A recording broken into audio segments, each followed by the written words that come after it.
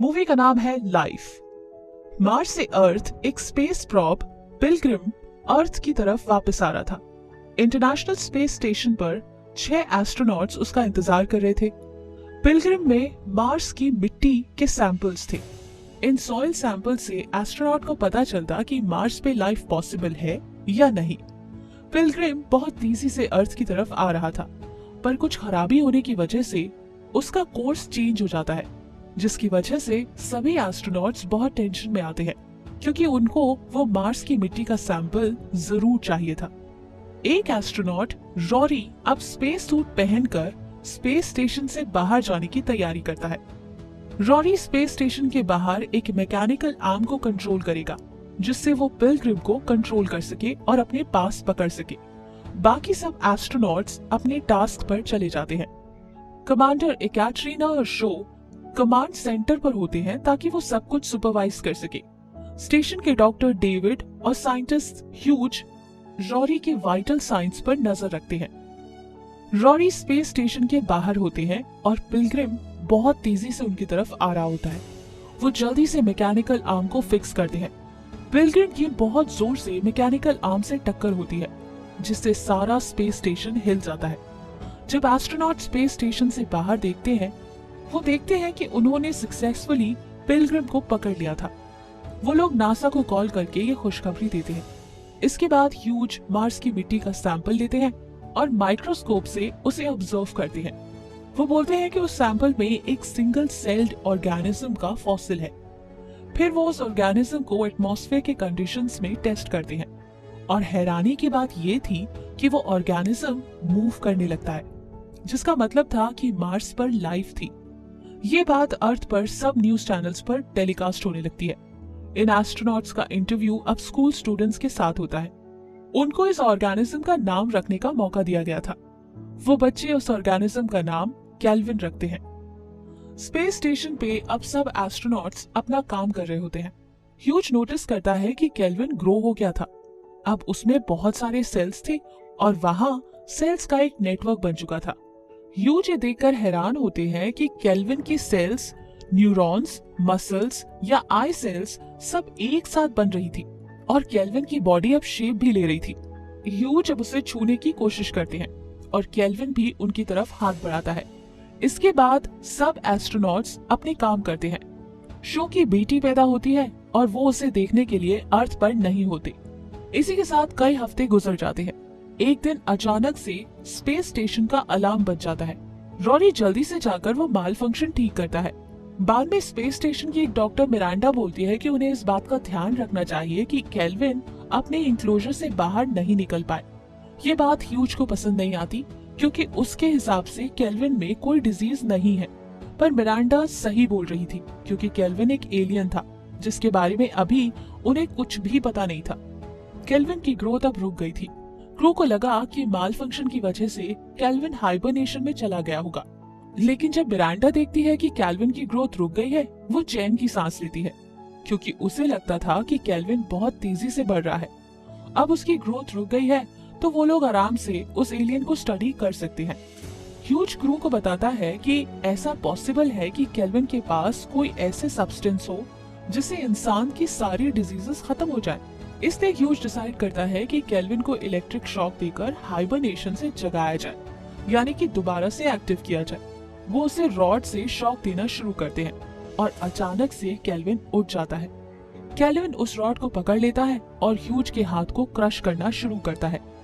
Window से बाकी crewmates उसे देख रहे होते हैं और वो परेशान हो जाते हैं। तभी केल्विन बहुत जोर से ह्यूज के हाथ पर काट लेता है। ह्यूज का हाथ अब बहुत अजीब शेप का हो गया था। ह्यूज को इतना पेन हो रहा था कि वो चिल्ला रहा था कि कोई क्रूमेट उसकी मदद करे, पर कमांडर ने परमिशन नहीं दी, क्योंकि उसका मतलब था दूसरे एस्ट्रोनॉट्स की जान को जोखिम में डालना। फाइनली केल्विन ह्यूज का हाथ तोड़ देते हैं। ह्यूज बेहोश हो जाता है। अब केल्विन एंक्लोजर से निकलने के लिए इलेक्ट्रिक रॉड को ग्लव्स की तरफ मारता है, जिससे ग्लव्स टूट जाता है और केल्विन बाहर आ जाता है। बाहर निकलकर केल्विन लैब के चूहे को पकड़कर खा जाता है और केल्विन का साइज अब और बढ़ जाता है। इसी दौरान क्रूमेट्स लेबोरेटरी का दरवाजा खोलते हैं ताकि ह्यूज को बाहर निकाल सके।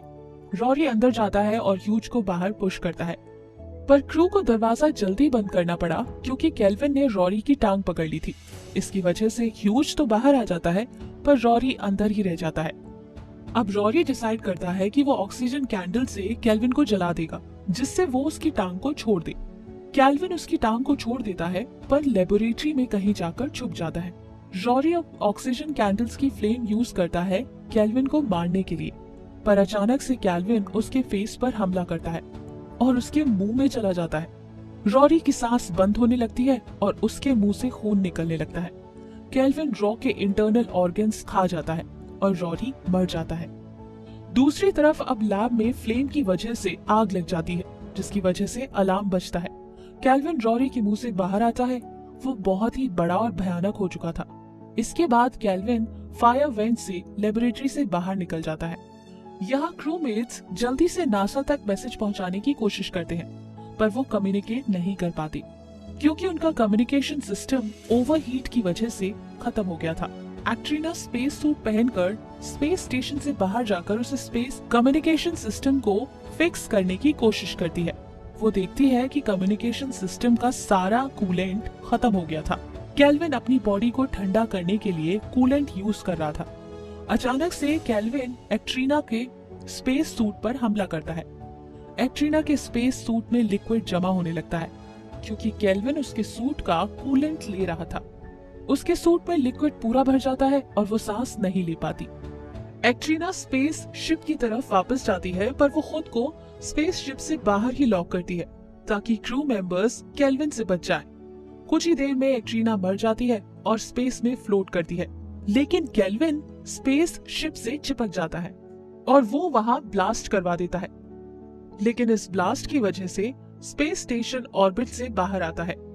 क्रू का बचा हुआ फ्यूल स्पेस स्टेशन को ऑर्बिट में लाने के लिए यूज करना पड़ता है और इसी दौरान किसी तरह केल्विन स्पेस स्टेशन के अंदर आ जाता है। ह्यूज को समझ आता है कि केल्विन की स्पीशीज मार्स पे एक जमाने में जिंदा थी, लेकिन एटमॉस्फेयर कोलैप्स होने की वजह से वो हाइबरनेशन में चली गई।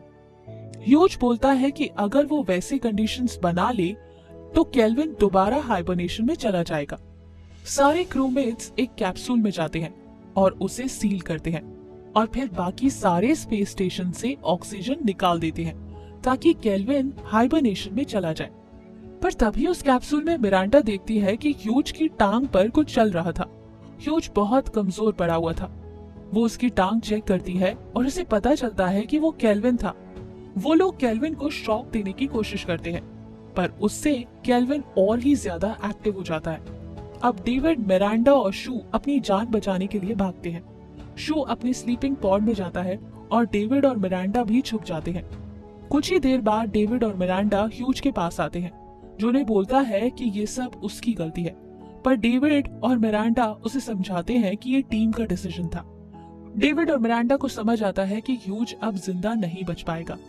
उसी टाइम वो नोटिस करते हैं कि ह्यूज का ट्रैकर स्पेस शिप में मूव हो रहा था। असल में केल्विन ने ह्यूज का ट्रैकर खा लिया था, जिसकी वजह से अब क्रू को पता चल सकता था कि वो कहां पर छुपा हुआ है, यानी कि क्रू अब उसे ट्रैक कर सकता था।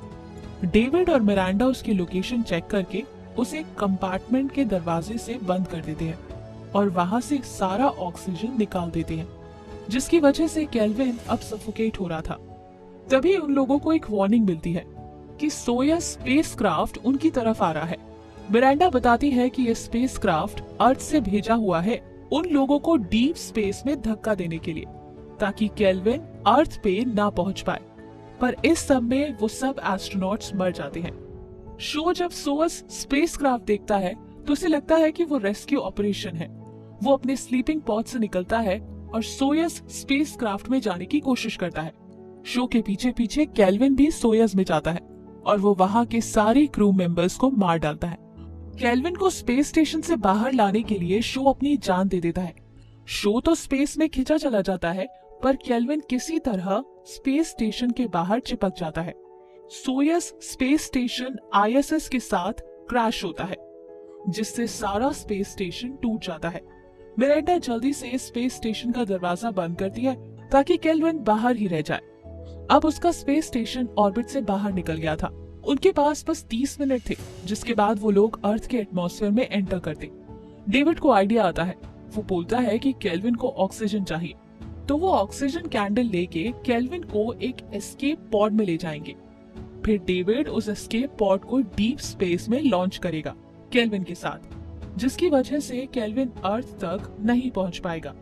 डेविड ये सैक्रिफाइस करता है क्योंकि उसे पता है कि अगर केल्विन अर्थ पे पहुंचा तो इंसान जिंदा नहीं रह पाएंगे। डेविड मिरांडा को बोलता है कि वो दूसरे पॉड में बैठ के अर्थ पे जाए और सबको बताए कि क्या हुआ। डेविड केल्विन को लेकर डीप स्पेस में जाने के लिए लॉन्च की तैयारी करता है और मिरांडा अपने पॉड में अर्थ पर जाने की तैयारी करती है। ये दोनों पॉड्स ऑपोजिट डायरेक्शंस में लॉन्च होते हैं, एक अर्थ की तरफ और दूसरा डीप स्पेस की तरफ। मिरांडा अपनी रिकॉर्डिंग शुरू करती है, जिसमें वो बताती है कि मार्स पर जो लाइफ है वो इंसानों के लिए खतरे से खाली नहीं है और अगर कभी भी केल्विन अर्थ पर पहुंचे तो उसे तुरंत मार दिया जाए। डेविड के पॉड में केल्विन उसका हाथ क्रश कर रहा था, जिससे डेविड पेन में चिल्ला रहा था। फाइनली अर्थ पर एक पॉड पानी में लैंड करता है, जहां फिशरमैन फिशेस पकड़ रहे थे।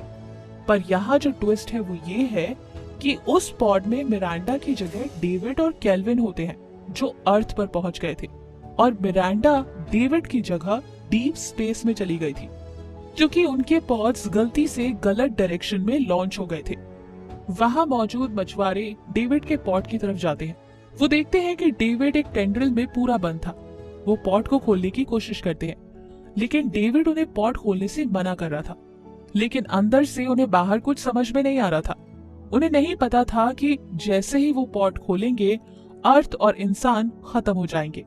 इसी के साथ मूवी खत्म हो जाती है।